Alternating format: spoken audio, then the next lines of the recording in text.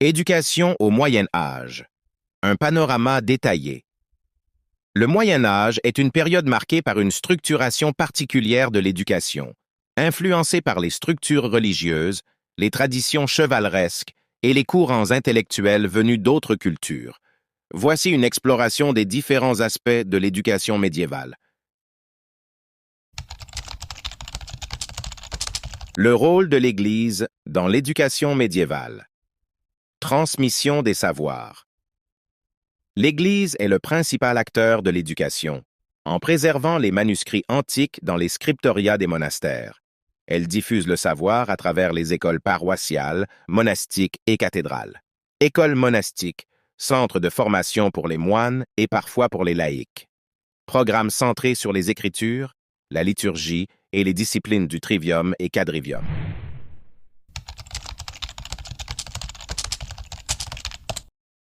Les universités médiévales, origine-naissance au XIIe siècle, encouragées par l'Église et les souverains.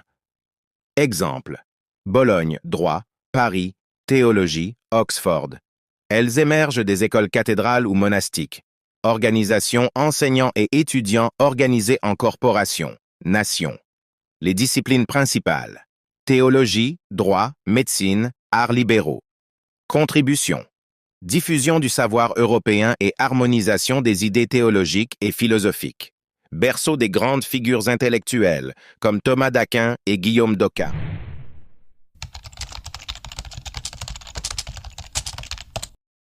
L'éducation des chevaliers.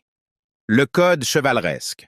Transmission des valeurs de loyauté, courage, piété et respect des faibles. Importance de la morale chrétienne dans la formation.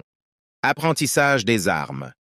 Début vers l'âge de 7 ans comme page, suivi d'un rôle d'écuyer. Formation militaire. Maniement de l'épée, joute, équitation.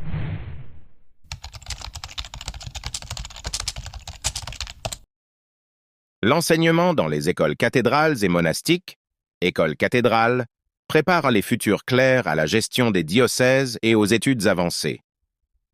École monastique, axée sur la vie religieuse et la prière, mais aussi sur l'étude des textes anciens.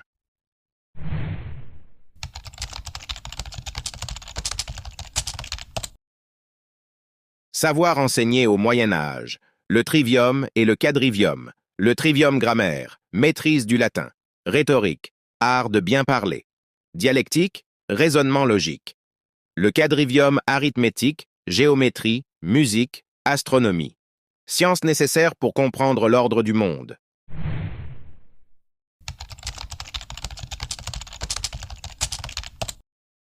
L'éducation des filles au Moyen Âge.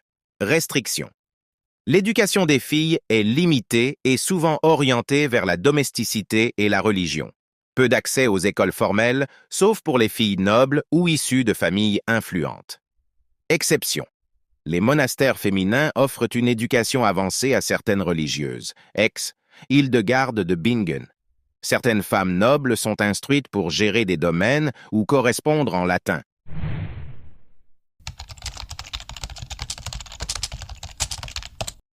Les méthodes pédagogiques médiévales. Mémorisation. Les élèves apprennent par cœur textes religieux et classiques. Récitation. La récitation publique est un moyen de démontrer l'apprentissage. Discipline stricte. L'éducation repose sur des règles rigoureuses, avec des punitions pour maintenir l'ordre.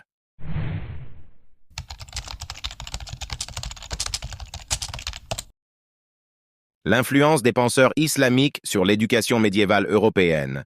Transmission des savoirs grecs.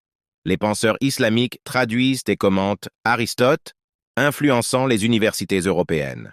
Figure majeure, Al-Farabi, philosophe de l'éducation, insiste sur l'harmonie entre la raison et la foi. Ibn Sina, Avicenne, contribue à la médecine, son canon reste une référence.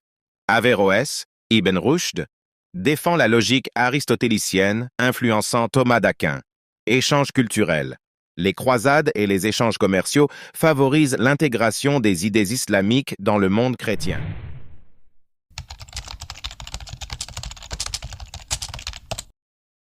Conclusion. L'éducation médiévale est une mosaïque de traditions religieuses, chevaleresques et intellectuelles. L'Église en est le pilier principal, mais les influences extérieures, notamment islamiques, enrichissent ce système. Chaque groupe social, des chevaliers aux moines, reçoit une formation adaptée à ses fonctions, façonnant les bases intellectuelles de l'Europe médiévale.